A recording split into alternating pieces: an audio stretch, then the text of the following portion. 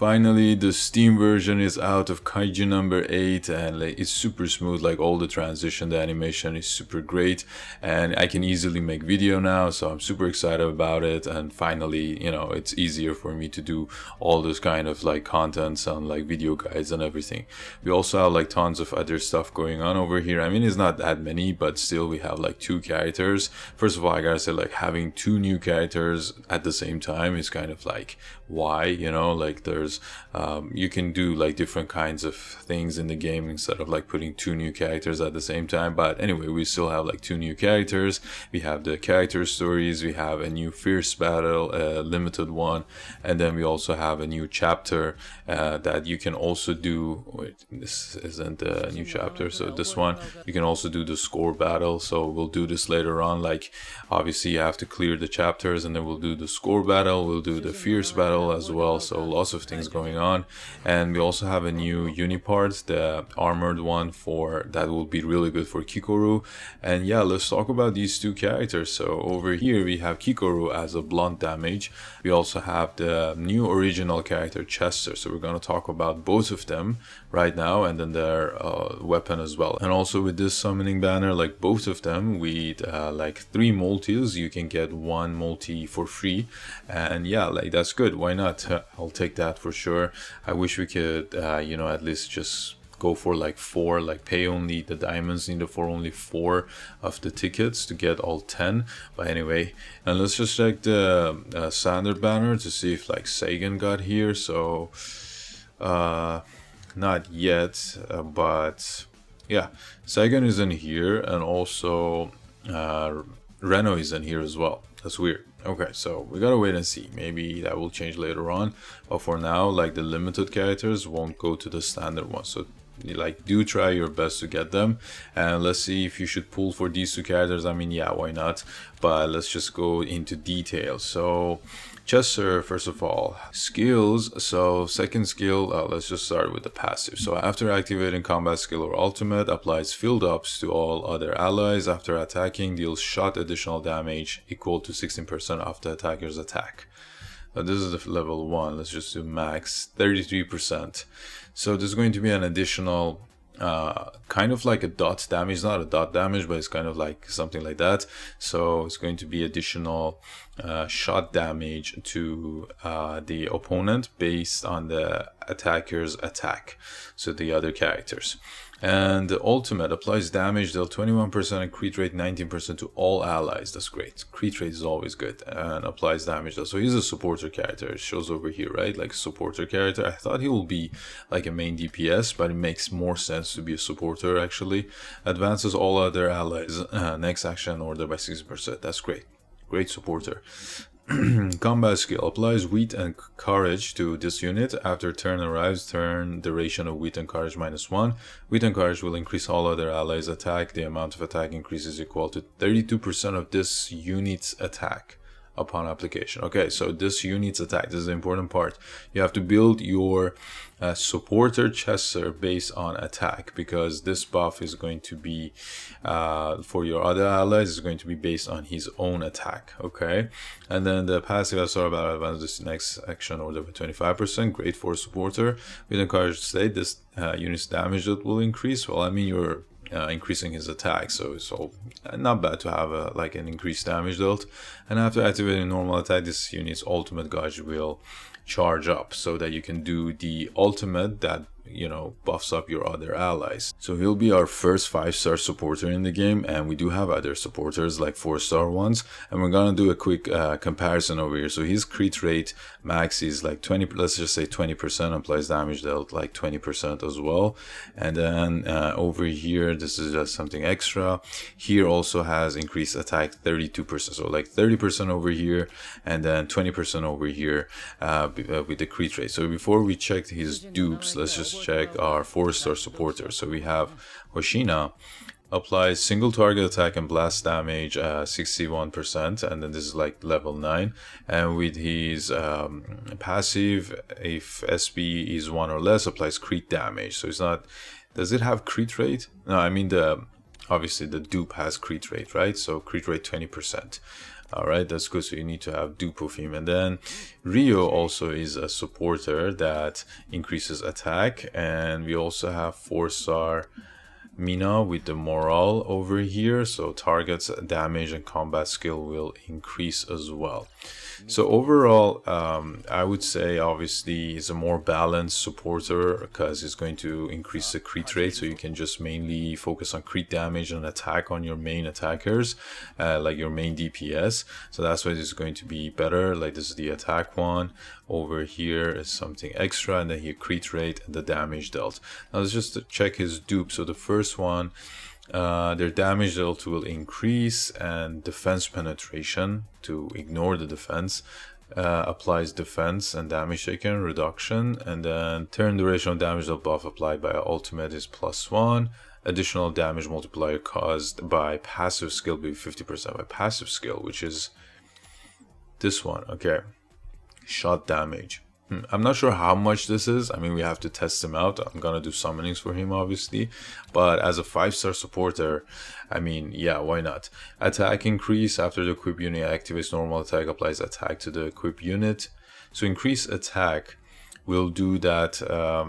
Will increase obviously the buff that you're going to have on your other characters as a supporter, and after equip unit activates combat skill, applies damage dealt to all other allies. So yeah, a supporter weapon. We also have the Hyperion, but Hyperion is like 6% in the Proof of Valor. If you check it out, Hyperion is 6%, and it's also speed over here. We can just check it out real quick in the shop. If you go to the Proof of Valor, we also have this Hyperion Assault. So attack will increase 28, so it's lower. Speed will increase, and then also attack will increase to other allies 6%. So it's going to be a stronger version, obviously, of Hyperion with this one. All right, I just want to double check his skill over here. It was based on his attack. The combat when increases all other allies' attack. The amount of attack increase is equal to 90% of this unit's attack. So you want to build him up based on attack, like as much as attack as you can have on this unit, and then we'll double check the numbers later on to see how much he's going to buff up the other allies compared to like the other supporters. But anyway, a 5-star supporter character, that's great. And then let's just check Kikoru as for the skills. So maxed passive is going to be after activating ultimate, applies inheritance to this unit. This unit's ultimate gauge will increase. Wow, after activating normal attack, has 65% base chance to apply defense. Okay, lowers down the defense. Like the other Kikoru, the 5-star regular one also lowers down defense, but this is insane. And after activating combat skill, has a again chance to apply defense. So normal attack 22%, combat skill 16% defense. That's good, but it's a chance, so you have to increase this like effect heat rate or something. We'll check his her weapon as well. And then the ultimate deals blunt penetration damage. Okay, so it's going to ignore the defense. After attacking, has a chance to apply again defense down. That's great. And then deals adjacent, so it's a blast attack. So both of them, the combat skill is blast attack, the ultimate is blast attack, and also the combat skill. After attacking, again has a chance to it's speed down instead of defense over here with the combat skill. That's nice. And then the passive increases this unit damage dealt by an amount equal to 100% of effect heat rate. Okay, max 80%. This unit's damage dealt by an amount equal to 100% of effect heat rate. So the effect heat rate is 27% when you just get her, or is it with the ascensions? We'll check the ascensions later on, but the higher the effect heat rate is, obviously her damage will increase as well. So you want to build her up based on effect heat rate. I saw about this unit's ultimate gauge. Wow, 300. That's like max, right? So you can do her ultimate right out of the bat. Like when you just start the game, you can do her ultimate and have a chance to obviously do a defense down on the enemies. That's crazy. Okay, this is really good. I mean, kind of like a supporter for your other main DPS as well, because you're going to debuff the enemy and lower their defense to do the, massive damage. After activating ultimate, applies attack to this unit. Nice. So a main DPS character. And then Ascension. So after attacking Kaiju that already has a debuff with the defense down, speed down, and everything, applies blunt damage dealt to herself. So again, a main DPS. While in inheritance state, this unit's normal attack will increase, combat skill will increase as well.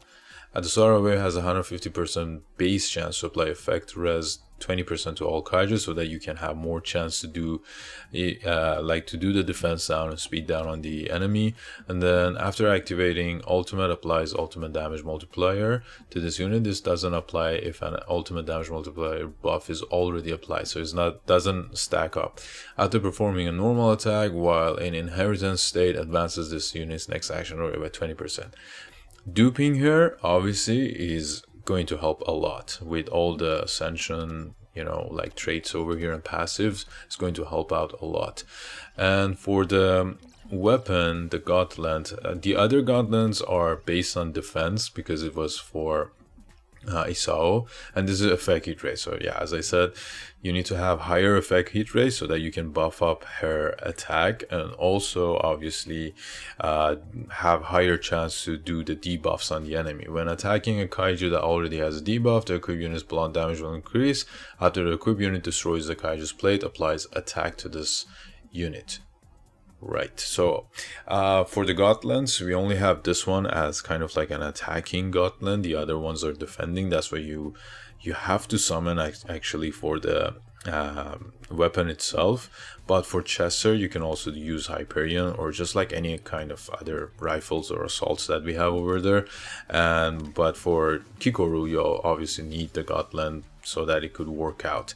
And yeah, that's like the whole base things over here. So the unit parts, you want to get the new one that will increase.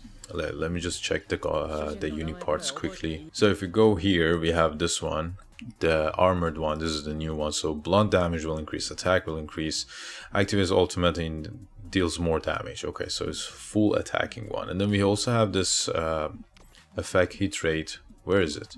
Oh, this one. So the spider one. So effect hit rate, when equipped unit attacks a kaiju that already has a debuff or set of this equipped unit's damage will increase. So this is also a good one, and we gotta check which one would be better. But obviously you're gonna get the effect hit rate with the weapon itself. That's why going for the armored one would be better, just like first opinion. We gotta test her out. But yeah, that's the whole thing with these two new characters, Kikoru and Chester, and super excited for them. I'm definitely going to summon and make videos about them and test them out as well with different parts of the game. And yeah, let me know down in the comment section what are your thoughts on these two new characters. Were you expecting something else, and like any ideas on how they could be better? Like honestly, I was expecting like having Chester as not just one attribute, like as he's a master of weapons, so it would be better if he had like the shot. He does have the shot. I mean, have the shot and also slash attribute at least, because he's a master of weapon based on his information that they have, like the all-rounder and as a supporter. And also Kikoru, like she does blunt damage. That's fine. I mean, I don't think slash would also be good. Like having two attributes on the new, like two new characters that are super hyped out would be way better. But yeah, just let me know down in the comment section what are your thoughts and which character are you pulling for at least. And yeah, that's all for today. Hope you like this video, and I'm gonna make more Kaiju number 8 content since we have it on PC now and it's easier for me to record it. So don't forget to like and subscribe so you won't miss a thing. Till next time, have fun and stay tuned.